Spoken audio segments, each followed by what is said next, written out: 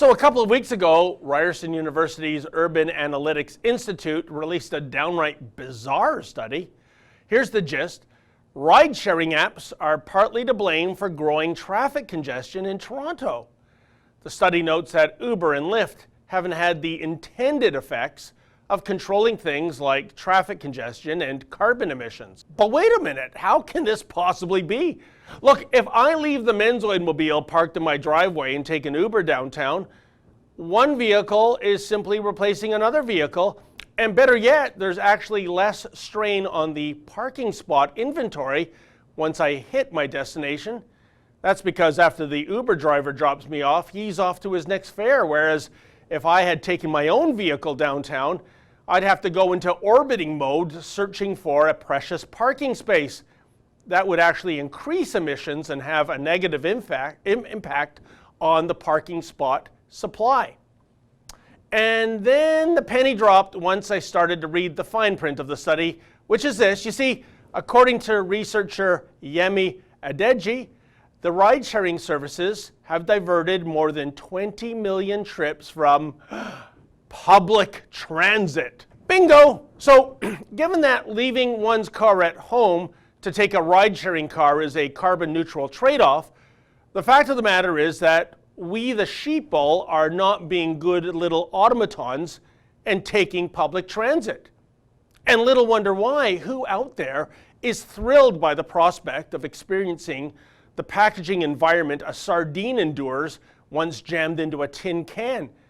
Actually, I'll take the sardine can over the average TTC vehicle in summertime, especially when the humidex tops 40 degrees centigrade and you quickly realize just how many people in Hogtown don't pay attention to all those deodorant ads.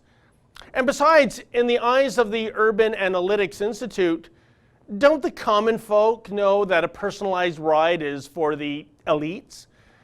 Damn it, when Climate Barbie needs to whip out to a press conference to lecture us all about reducing our carbon emissions, she must do so while ensconced in a 7-seat, 4-wheel drive, V8 powered Chevy Suburban SUV. Oh, and James, kindly leave the engine and the AC running, won't you? Wouldn't want the cabin to get a tad stuffy for the return trip home once the BS session is over. Even more egregious, Toronto public transit is a joke. Virtually every weekend, 1 or 2 subway lines shut down for scheduled maintenance. That isn't a good ratio considering the city only has 4 subway lines. As well, during the rush hour period, Toronto's transit system is already beyond capacity. It's not uncommon to wait for 3 or 4 subway trains to come by before one can finally squeeze in Tokyo style. What would Miss Adeji have us do? Hitch a ride on the rooftops of transit vehicles to experience that whiz-bang commuting style one finds in the third world? So, from fake news to junk science, yet more preachy propaganda from the tall foreheads telling regular folk that they are unworthy of taking their own personalized Uber and Lyft rides because, well, think of all the fare money that public transit is missing out on. And that's the thing. Ride-sharing systems have democratized transportation, freeing people from the tyranny of crappy public transit and vastly overpriced taxi cabs.